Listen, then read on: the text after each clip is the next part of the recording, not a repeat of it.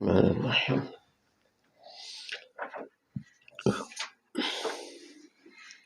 انا عرضنا الامانۃ علی السماوات والارض والجبال فابین ان یحملنها واشفقن منها وحملها الانسان انه کان ظلوما جہولا۔ کل ربط بتایا تھا کہ پچھلی آیت میں کہا گیا ہے کہ جو اللہ اور رسول کی اطاعت کرے گا تو وہ کیا ہے، کامیاب ہوگا، اور ظاہر ہے نافرمانی کرے گا تو وہ کامیاب نہیں ہوگا۔ تو اس پر اشکال پیدا ہوا کہ آخر تمام مخلوقات میں ایک انسان ہی سے اطاعت کا مطالبہ کیوں ہے، فرما برداری کا مطالبہ؟ یاد رہے کہ انسان اور جنات دونوں سے اطاعت کا مطالبہ ہے، لیکن اصل انسان ہے اور جنات اس کے تابع ہیں۔ اصل کیا ہے؟ انسان ہے، جنات انسان کے کیا ہے؟ تابع۔ اس لیے عام طور پر مخاطب انسان کو ہی کیا جاتا ہے، اگرچہ وہ خطاب جنات کو بھی ہوتا ہے، کیونکہ قرآن میں وَمَا خَلَقْتُ الْجِنَّ وَالْإِنسَ إِلَّا لِيَعْبُدُونَ، کہ جتنی بھی مخلوقات ہیں ان میں اللہ کی بندگی اور عبادت کے لیے صرف کس کو پیدا کیا گیا ہے؟ انسان اور جنات کو۔ تو اسی سوال کا جواب آنے والی آیت میں دیا ہے کہ وجہ اس کی یہ ہے کہ انسان نے وعدہ کیا ہے کہ میں اطاعت کروں گا، میں اطاعت کروں گا۔ وہ کون سی ہے؟ وعدہ کون سا ہے؟ کہ اللہ تعالیٰ نے جب تمام مخلوقات کو پیدا کیا تو مکلف ہونے کی جو ذمہ داری ہے، مکلف ہونا، مکلف مطلب احکام شرعیہ کو بجا لانا، اللہ تعالیٰ کے احکامات کو ماننا اور منہیات سے بچنا، اس کی جو ذمہ داری ہے یہ ذمہ داری تکلیف کہلاتی ہے، اور جس کو یہ ذمہ داری دی گئی اس کو کیا کہتے ہیں؟ مکلف۔ مثال کے طور پر کسی کے ذمہ کام لگایا جاتے، استاد کہتے ہیں جاؤ بھائی فلاں جگہ سے سامان لے کر آؤ، تو آپ کہہ سکتے ہیں عربی میں کہ فلانا بندہ اس کام کا مکلف ہے، اس کام کا کیا ہے؟ مکلف۔ تو انسان ہی چونکہ اللہ تعالیٰ کی اطاعت کا کیا ہے؟ مکلف ہے، اور مکلف ہونے کی ذمہ داری یہ امانت انسان نے قبول کی ہے کہ اللہ تعالیٰ نے انسان اور تمام مخلوقات کو پیدا کرنے کے بعد یہ امانت آسمانوں پر پیش کی، زمین پر، پہاڑوں پر، ان سب نے کیا کر دیا؟ انکار۔ واشفقنا، وہ ڈر گئے کہ ہم اس ذمہ داری کو پورا نہیں کر۔ اب پیش کرنا کیسا تھا؟ اس آیت کی تفسیر میں دو طریقے اختیار کیے گئے ہیں۔ ایک تو بعض حضرات کہتے ہیں کہ آسمان، زمین، پہاڑ، جتنی بھی یہ مخلوقات ہیں سب بے جان ہیں، غیر ذی روح ہیں، ان میں ادراک نہیں ہوتا، ان کے اندر شعور نہیں ہوتا، تو ظاہر ہے ان کو اللہ تعالیٰ نے ادراک اور شعور وقتی طور پر، عارضی طور پر دے دیا، عارضی طور پر اللہ تعالیٰ نے ان کو ادراک اور شعور دے دیا، اور ہر ایک کو بتا دیا کہ مکلف ہونے کی ذمہ داری یہ امانت جو اٹھائے گا تو اگر تو وہ اس مکلف ہونے کی ذمہ داری کو صحیح طور پر نبھائے گا، اللہ تعالیٰ کے احکامات کی اطاعت کرے گا تو اسے ثواب ملے گا، اور اس کے لیے جنت میں ہمیشہ کی نعمتیں اور ہمیشہ کی زندگی ہوگی۔ اور یہ بھی بتا دیا گیا کہ بصورت دیگر اگر اس نے اس ذمہ داری کو پورا نہ کیا تو پھر اسے جہنم میں بھی کیا ہے؟ جلنا پڑے گا، سزا بھی بھگتنی پڑے گی۔ تو جب دونوں صورتیں بتا دی گئی تو ہر ایک نے کیا کر دیا؟ انکار۔ اور انکار اس وجہ سے نہیں کیا، جیسا کہ ان کا انکار ایسا نہیں تھا جیسے شیطان کا تھا۔ شیطان نے بھی انکار کیا تھا کہ بھی اللہ تعالیٰ نے کہا آدم کو سجدہ کرو، شیطان نے کیا کر دیا؟ لیکن ابا واستکبرا، اس کا جو انکار تھا وہ تکبر کی وجہ سے تھا۔ اور یہاں جو انکار ہے واشفقن منہا، اس وجہ سے کہ وہ اللہ کے عذاب سے ڈر گئے، اللہ کے عذاب سے ڈر گئے کہ جب ہمیں اختیار دیا جا رہا ہے کہ دنیا میں جاؤ اور جا کر اطاعت کرو یا نافرمانی، تو اطاعت کرو گے تو ثواب، ورنہ کیا ہوگی؟ سزا۔ اب دنیا میں عمل کرنے میں کیا دیا جا رہا ہے؟ اختیار، اور ظاہر ہے جس کو اختیار دیا جا رہا ہے طبیعتیں تو دنیا کے مزوں کی طرف کیا ہو جائیں گی؟ مائل، تو وہ نافرمانی ضرور کرے گا۔ تو انہیں اس بات کا خوف ہوا کہ اگر نافرمانی ہو گئی تو پھر اللہ کا عذاب بھی کیا ہوگا؟ سخت۔ اللہ کا عذاب بھی کیا ہوگا؟ ایک تو اس ڈر سے، دوسرا اس وجہ سے کہ اللہ کی محبت میں، اللہ کی محبت میں انسان نے تو قبول کر لیا، انسان نے تو قبول بھئی خالق کا حکم ہے، خالق پیش کر رہا ہے ایک چیز کو، تو خالق کی پیشکش کو نہ ماننا کیا ہوگی؟ ناشکری ہوگی۔ انسان نے تو اللہ کی محبت اور عشق میں اس معاملے کو کیا کر لیا؟ قبول۔ لیکن باقیوں نے قبول نہیں کیا، ان کے سامنے نعمتیں نہیں تھی، ان کے سامنے کیا تھا؟ ڈر۔ ثواب تو ان کے ذہن سے ہی نکل گیا جب انہیں یہ بتایا گیا کہ یہ سزائیں ہوں گی اور جہنم میں ہمیشہ جلنا پڑے گا نافرمانی کی صورت میں، تو ثواب تو کے بارے میں تو انہوں نے سوچا ہی نہیں ہے، اطاعت اور فرما برداری والی صورت کو انہوں نے سوچا ہی، ان کے ذہن میں وہی عذاب آیا اور اللہ کے عذاب سے ڈر گئے اور گھبرا کر ہر ایک نے انکار کر دیا، آسمانوں نے بھی، زمین نے بھی اور پہاڑوں نے بھی، کہ یہ امانت ہم سے نہیں اٹھائی جائے گی، ہمارے لیے اتنا کافی ہے کہ جس مقصد کے لیے تو ہمیں پیدا کرے بس اسی میں لگا دیں، ہمیں کوئی اختیار نہیں چاہیے، ہمیں کوئی اختیار۔ یہی وجہ ہے کہ پہاڑوں کو اور آسمانوں کو، دریاؤں کو، کسی بھی مخلوق کو اپنے افعال میں اختیار نہیں ہے۔ کبھی جانور کے گلے پر چھری چلائیں تو وہ کہتا ہے میں ذبح نہیں ہونا چاہتا، کہہ سکتا ہے؟ نہیں، اللہ نے پیدا کیا ہے انسان کے استعمال کے لیے، تو انسان چاہے اس سے دودھ نکالے، چاہے اس کو منڈی میں بیچے، چاہے اس کو کھائے۔ اسی طرح پہاڑ ہے، کبھی کسی پہاڑ نے انکار کیا ہے کہ میرے پتھر نہ توڑو؟ نہیں، جس کام کے لیے اللہ نے اس کو پیدا کیا وہ اسی میں لگے۔ اسی طرح تمام مخلوقات ہیں، اختیار صرف کس کو دیا گیا ہے؟ انسان کو، اس لیے کہ جب سب نے انکار کر دیا تکلیف والی ذمہ داری سے، مکلف ہونے کی ذمہ داری سے، جب سب نے کیا کر دیا؟ انکار، تو انسان پر پیش کی گئی اور انسان نے حمل الانسان، انسان نے یہ ذمہ داری قبول کر لی کہ میں آپ کے احکام کو مانوں گا، آپ کے منہیات سے کیا ہے؟ بچوں گا۔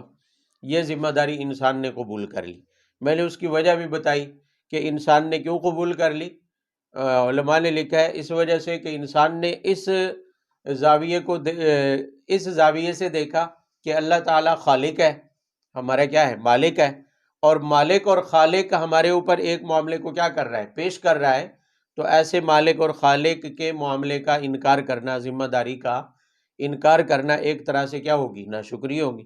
لہذا اللہ کی محبت میں حیا کرتے ہوئے انہوں نے اس کو قبول کر لیا، انسان نے اس کو قبول۔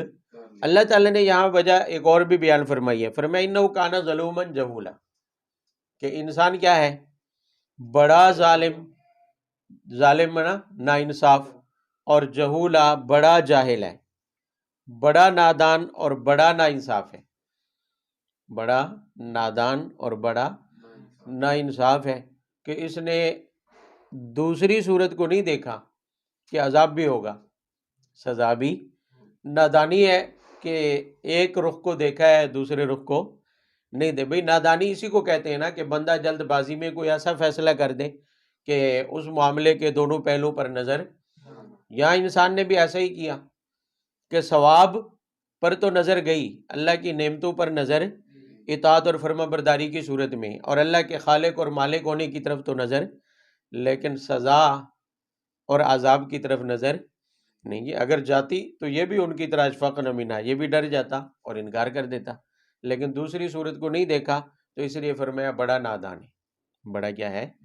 یہ میں نے ایک اعتبار سے اس کی تفسیر کی ہے، جو عام طور پر مشہور مفسرین اس کی تفسیر آیت کا مطلب بیان کرتے ہیں، کہ آیت کا مطلب یہی ہے کہ اللہ تعالیٰ نے باقی مخلوقات میں بھی شعور اور ادراک وقتی طور پر کیا کر دیا؟ رکھ دیا، اور پیش کرنے سے مراد یہی ہے کہ جیسے ہم کسی کے سامنے کوئی چیز کیا کریں؟ پیش کریں، حصی طور پر نظر آئے، دکھا کر پیش کریں کہ یہ ہماری امانت ہے، لہٰذا اس کو قبول کرو، اطاعت کرو گے احکامات کی تو ثواب ملے گا، ورنہ کیا ملے گا؟ سزا ملے گی۔ تو حصی طور پر ان کے سامنے معاملہ پیش کیا گیا۔ البتہ اکثر بعض مفسرین نے یہ تفسیر بھی کی ہے وہ دل کو بھی لگتی ہے، کہ وہ فرماتے ہیں کہ یہاں حصی طور پر پیش کرنا مراد نہیں ہے۔ حصی طور پر پیش کرنا مراد، حصی سمجھتے ہیں یعنی محسوس طریقے سے، کہ بھی جیسے میں آپ کے سامنے کتاب پیش کر رہا ہوں، یہ لیں جی، کسی کے سامنے ہم چائے پیش کر دیں۔ فرمایا کہ اللہ تعالیٰ نے جو امانت تمام مخلوقات کے سامنے پیش کی وہ حصی نہیں تھا، وہ حصی، بلکہ یہاں پیش کرنے سے مراد، پیش کرنے سے اللہ تعالیٰ نے تمام مخلوقات کی صلاحیتوں سے تقابل کیا، موازنہ کیا ہے۔ کیا کیا ہے بھئی؟ اللہ تعالیٰ خود ہی خالق ہے، آسمان کو بھی اس نے پیدا کیا، انسان کو بھی اللہ نے ہی پیدا کیا ہے، تمام مخلوقات کا خالق وہ ہے، تو تمام مخلوقات کی صلاحیتوں کو اللہ تعالیٰ جانتے تھے، صلاحیتوں کو اللہ تعالیٰ جانتے تھے، تو اللہ تعالیٰ نے تمام مخلوقات کی صلاحیتوں سے موازنہ کیا اس امانت کا، کہ یہ جو مکلف ہونے کی، احکام شرعیہ کی پابندی کی جو امانت ہے، اس کا موازنہ کیا کہ کس مخلوق میں صلاحیت ہے اس امانت کو اٹھانے کی، اس ذمہ داری کو اٹھانے کی صلاحیت کس مخلوق میں ہے، استعداد کے ساتھ مقابلہ کیا۔ جیسے آپ کسی چیز پر بھاری وزن لادنا چاہتے ہیں، بھاری وزن لادنا چاہتے ہیں، اور آپ کے سامنے 3-4 گاڑی ہیں، رکشہ بھی ہے، چنگچی، اور لوڈر بھی ہے، اور اس سے بڑا ڈالا بھی ہے، اس سے بڑا چلے جائیں ٹرک بھی ہے، اس سے بڑا ٹرالر بھی ہے، اتنی ساری سواریاں ہیں بوجھ اٹھانے والی، تو آپ کس پر رکھیں گے؟ آپ ہر ایک کی صلاحیت کا کیا کریں گے؟ موازنہ، کہ بھی بوجھ کتنا ہے اور بوجھ اٹھانے کی یہ صلاحیت کس سواری میں ہے۔ اگر بوجھ تھوڑا ہے، اس کو چینچی بھی اٹھا سکتی ہے، تو آپ اس کو ٹرالر پر تو نہیں رکھیں گے۔ بات سمجھ آ رہی ہے؟ آپ استعداد تو جانتے ہیں نا کہ اس بوجھ کے اٹھانے کی استعداد کس میں ہے، اور اگر بوجھ اتنا زیادہ ہے کہ ٹرالر کی صلاحیت ہے اس کو اٹھانے کی، لیکن چینچی پر کے اٹھانے کی صلاحیت ہے، تو ظاہر ہے آپ بڑے ٹرالے کے اوپر لا دیں گے۔ تو ایسے ہی اللہ تعالیٰ نے انسانوں اور تمام مخلوقات کی استعداد کے ساتھ احکام شرعیہ کے مکلف ہونے والی جو امانت تھی، اس کا کیا کیا؟ موازنہ، کہ بھی مخلوقات میں سے کس میں صلاحیت ہے احکام شرعیہ کے مکلف ہونے کی۔ تو پہلے آسمانوں کے ساتھ موازنہ کیا، پہاڑوں کی استعداد کے ساتھ، دریاؤں کی، ہر ایک مخلوق کی استعداد سے کیا کیا؟ موازنہ۔ تو اللہ تعالیٰ کو اچھی طرح پتا تھا کہ میری مخلوق کس مخلوق میں کتنی استعداد ہے، کتنی صلاحیت ہے، تو اللہ تعالیٰ کو یہی لگا کہ حضرت انسان میں اس احکام شرعیہ کے مکلف ہونے کی جو امانت ہے، اس کے اٹھانے کی صلاحیت اس میں موجود ہے، اس کے اٹھانے کی صلاحیت اس میں کیا ہے؟ تو عرضنا الامانت، ہم نے امانت کیا کی؟ پیش کی۔ تو دوسری تفسیر کے مطابق پیش کرنا حصی طور پر نہیں تھا، بلکہ پیش کرنے سے مراد ہے ہر ایک مخلوق کی صلاحیتوں سے امانت کا کیا کیا؟ موازنہ۔ کیا کیا ہے؟ موازنہ۔ اسی طرح یہ جو فرمایا کہ تمام نے انکار کر دیا، ابینا، سب نے کیا کر دیا؟ ان کا انکار بھی حصی نہیں تھا، ان کا انکار بھی حصی نہیں تھا۔ یہاں ابینا سے مراد یہ ہے عدم صلاحیت، عدم صلاحیت، کہ بھی اللہ تعالیٰ نے جب موازنہ کیا تو اللہ تعالیٰ پر ظاہر ہو گیا کہ ان چیزوں میں صلاحیت نہیں ہے اس امانت کو اٹھانے کی۔ تو انکار کرنا حصی نہیں تھا کہ ان سب نے بول کر کہا کہ یا اللہ ہم نہیں اٹھا سکتے، بلکہ ان تمام چیزوں کی صلاحیت ہی نہیں تھی، تو انکار کرنے سے مراد ہے عدم صلاحیت، عدم صلاحیت۔ وہ بات سمجھ آ رہی ہے؟ جیسے آپ جوتا پہنتے ہوئے دیکھتے ہیں کہ جوتا تو ٹوٹا ہوا ہے، اب کوئی کہتے ہیں یار پیدل کیوں آ رہے ہو؟ آپ کہتے ہیں جی جوتا انکار کر رہا ہے میرے ساتھ چلنے سے، جوتا میرے ساتھ چلنے سے کیا کر رہا ہے؟ کیا مطلب؟ جوتے کا انکار کوئی زبانی کلامی ہوتا ہے؟ نہیں، مطلب یہ ہے کہ جوتے میں اب صلاحیت ہی نہیں رہی ہے پہننے کی، کہ وہ ٹوٹ گیا ہے، جوتا کیا ہے؟ ٹوٹ گیا ہے۔ تو یہاں انکار سے مراد بھی کیا ہے؟ عدم صلاحیت ہے، کہ اللہ تعالیٰ پر ظاہر ہو گیا کہ ان چیزوں میں امانت کو اٹھانے کی صلاحیت نہیں ہے، اس لیے ابینا کا یہی مطلب ہے، ابینا کا یہی مطلب ہے۔ اور یہ جو کہا گیا ہے کہ انہ کان ظلوما جہولا، کہ انسان نے اٹھا لیا، ہاں انسان نے اس کو کیا ہے؟ اٹھا لیا۔ انسان کا اٹھانا بھی حصی نہیں تھا، انسان کا اٹھانا بھی حصی، یہاں اٹھانے سے مراد ہے کہ اللہ تعالیٰ پر ظاہر ہو گیا کہ انسان میں اس کی صلاحیت ہے۔ انسان میں اس امانت کے اٹھانے کی کیا ہے؟ صلاحیت ہے۔ اب اگلا جملہ جو ہوگا وہ اس کی وجہ اور علت ہوگا کہ انسان میں کیسے صلاحیت ہے، انسان میں یعنی اللہ تعالیٰ کو کے سامنے کیسے ظاہر ہوا؟ جب اللہ تعالیٰ نے امانت کا صلاحیتوں سے موازنہ کیا تو کیسے پتہ چلا کہ باقی چیزوں میں اس امانت کے اٹھانے کی صلاحیت نہیں ہے، انسان میں ہے؟ فرمایا ظلوماً جہولا، کیونکہ انسان کیا ہے؟ بڑا نا انصاف اور بڑا کیا ہے؟ نادان ہے۔ یعنی یہ دو بری صفات انسان کی بیان کر کے وجہ بتا دی کہ انسان میں صلاحیت تھی، انسان میں صلاحیت ہے۔ یاد رہے یہ دونوں منفی صفات تو ہیں، منفی صفات تو ہیں، لیکن اس کے اندر مثبت صفات بھی ہیں۔ کیا ہوا؟ مثبت صفات بھی ہیں۔ بھی اللہ تعالیٰ نے فرمایا نا کہ انسان کیا ہے؟ بڑا ناانصاف ہے، بڑا نادان ہے۔ اس کے جو بالمقابل متضاد صفات ہیں، اچھی صفات، وہ بھی انسان میں موجود ہے، وہ بھی انسان میں کیا ہے؟ اس لیے کہ ظالم اسی کو کہا جاتا ہے جس میں انصاف کرنے کی صلاحیت ہو، عادل ہونے کی صلاحیت ہو، اور اسی طرح نادان اسی کو کہا جاتا ہے جس میں جاننے کی صلاحیت ہو۔ بھئی جاہل اسی کو کہا جاتا ہے جس میں جاننے کی کیا ہو؟ صلاحیت ہے۔ یہ دیوار ہے، میں اس دیوار کو کہہ سکتا ہوں کہ نادان ہے، جاہل ہے، کیوں؟ اس لیے کہ اس میں جاننے کی صلاحیت ہی نہیں ہے، علم کی صلاحیت ہی۔ اسی طرح میں اس دیوار کو کہوں کہ یہ کیا ہے؟ ظالم ہے، ناانصاف ہے، کہہ سکتا ہوں؟ نہیں، اس لیے کہ اس میں عادل ہونے کی صلاحیت ہی نہیں ہے۔ دونوں صفات یعنی ظالم اور نادان ہونے کی منفی صفات بھی، اور عادل اور عالم ہونے کی جو مثبت صفات ہیں، یہ دونوں کی دونوں صرف کس میں تھی؟ انسان میں، اور کسی میں نہیں، اور کسی میں۔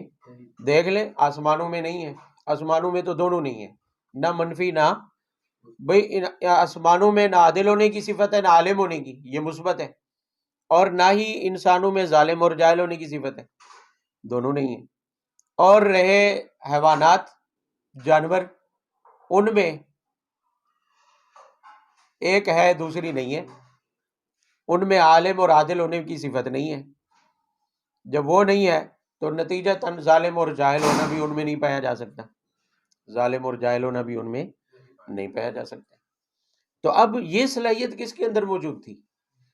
انسان میں، اور اس صلاحیت کی دلیل کیا ہے کہ انسان میں یہ دونوں صفات موجود ہیں، مثبت بھی اور منفی بھی۔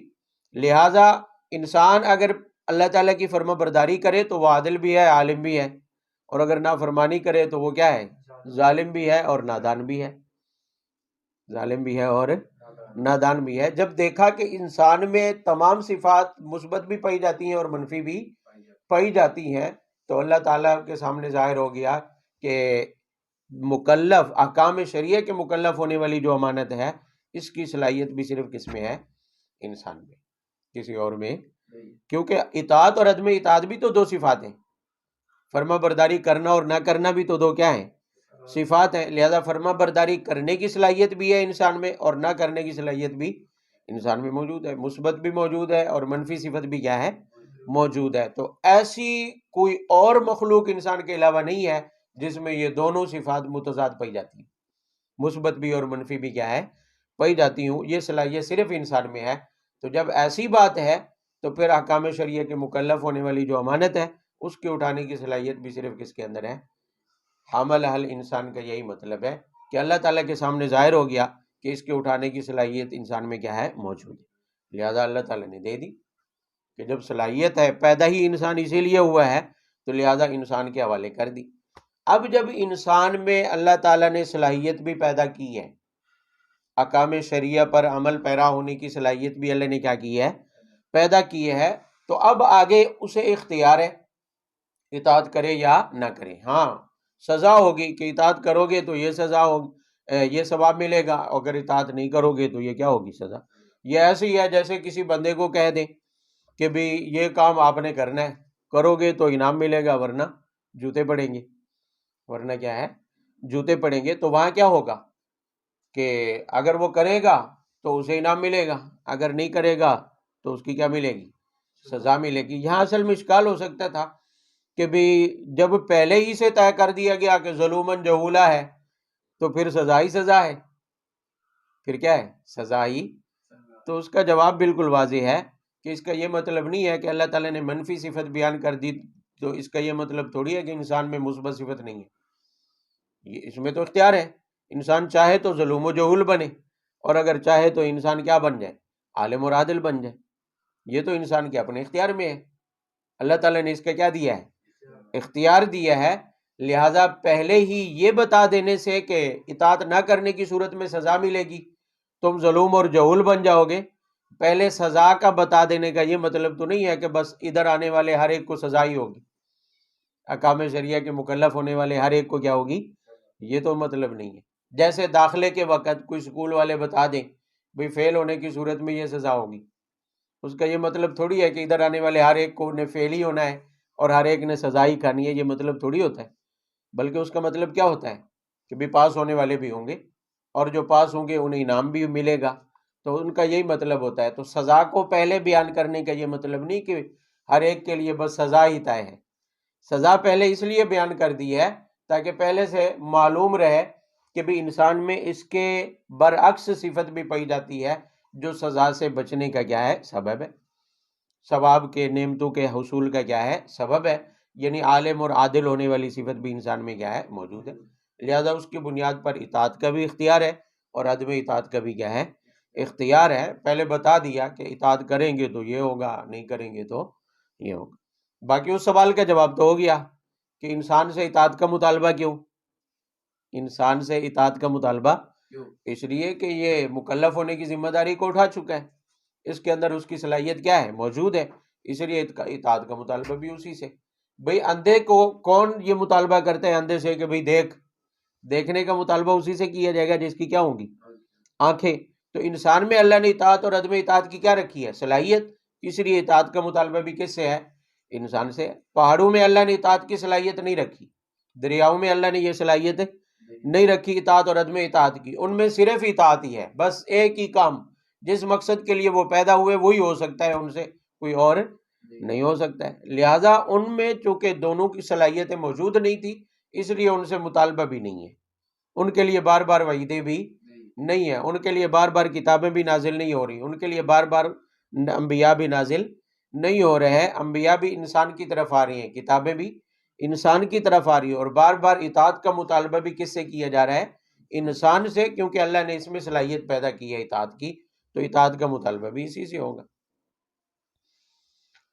لِيُعَذِّبَ اللَّهُ الْمُنَافِقِينَ وَالْمُنَافِقَاتِ وَالْمُشْرِكِينَ وَالْمُشْرِكَاتِ، یہ انجام بیان کیا ہے، نتیجہ بیان کیا ہے۔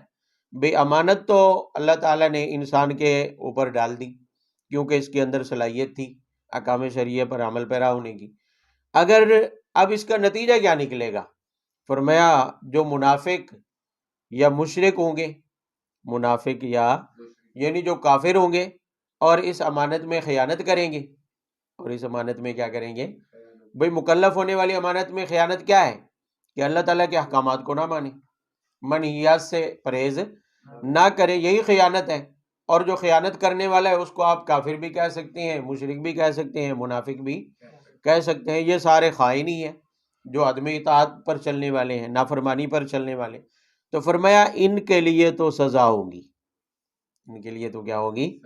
سزا ہوگی۔ اور رہے ماننے والے، اطاعت کرنے والے، امانت کو پورے طور پر ادا کرنے والے، فرمایا مومنین اور مومنات، مرد یا عورت جو ایمان رکھنے والے ہوں گے، اس امانت کا صحیح طور پر پورے طور پر خیال رکھنے والے ہوں گے، یعنی احکام شریعہ پر پورے طور پر عمل پیرا ہونے والے ہوں گے، ان کے لیے فرمایا یتوب اللہ، اللہ تعالیٰ ان کے اگر کوئی چھوٹے موٹے گناہ بھی ہوں گے تو کیا کر دیں گے؟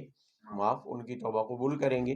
وکان اللہ غفور الرحیم، کیونکہ اللہ تعالیٰ بڑا مہربان اور بخشنے والا ہے، بڑا مہربان اور بخشنے والا ہے۔ پہلے ہی بتا دیا گیا کہ انجام کیا ہوگا، ذمہ داری کیا ہے، اور انجام اس کا کیا ہوگا، وہ پہلے ہی کیا کر دیا گیا؟